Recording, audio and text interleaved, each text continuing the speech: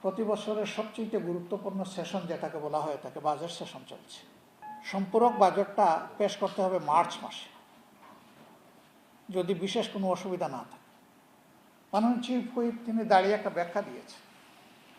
তিনি বলেছেন 3 মাস আগে যদি এটা হয়ে যায় তাইলে খরচ হওয়ার আগে অ্যাকুরেসি থাকবে না। আমার প্রশ্ন হচ্ছে, বাজেটটা তো 1 বছরের জন্য করা হয়েছে, এটার তো একটা টাইম লাইন আছে, একটা টাইম ডিসিপ্লিন অ্যান্ড ফেজেস আছে। কোন ফেজে কোন কাজটা হবে, একটা কাজের জন্য কতটুকু সময় লাগবে, এখন এই কোনো কিছুর দিকে খেয়াল না করে যথেচ্ছ ব্যবহার করে জনগণের ট্যাক্সের টাকা আপনি 96,000 কোটি টাকা আপনি অনুমোদন নিয়ে গেলেন। হ্যাঁ, 56,000 কোটি টাকা আপনি অনুমোদন নিয়ে গেলেন। আপনি অনুমোদন নিলেন, খরচ করে এসে নিলেন। আমরা হয়তো বা তার ক্রিটিক্যাল অ্যানালাইসিস করলাম, কিন্তু লাভ কি? 2/3 মেজরিটি, মানে এজেন্ডা শুরু হওয়ার আগে একজন হাত নাড়ানো শুরু করে যে সবাই সাপোর্ট দিবা, সবাই সাপোর্ট দিবা।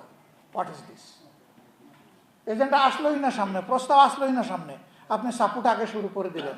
তার মানে আগে থেকেই ডিসিশন নিয়ে আসছেন যে সরকারের পক্ষ থেকে, ট্রেজারি বেঞ্চ থেকে যেটাই প্লেস করা হবে সেটা আমাদের সাপোর্ট দিতে হবে। সেরকম সাপোর্ট 2/3 মেজরিটি আছে, হয়ে যাচ্ছে।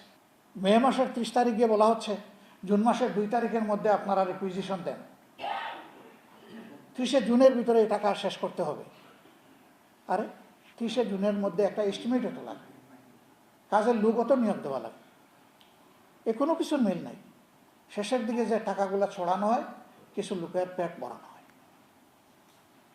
এটা জনগণের উপকারের মতো উপকার বড় কিছু হয় না। আমরা এগুলো নিয়ে আমাদের সুস্পষ্ট প্রস্তাব দেব। মানা না মানা সংসদের কাজ। বর্ষার সময় এসে যে কাজগুলো হয় এগুলো কোনো মান থাকে না। একদিকে তাড়াহুড়া, লুটপাটের মানসিকতা, আর একদিকে মিনিমাম কোনো মান মেনটেন করা সম্ভব হয় না। এই কাজগুলা যদি গিয়ে ড্রাই সিজনে হয় তাও কিছুটা মান পাওয়া যায়।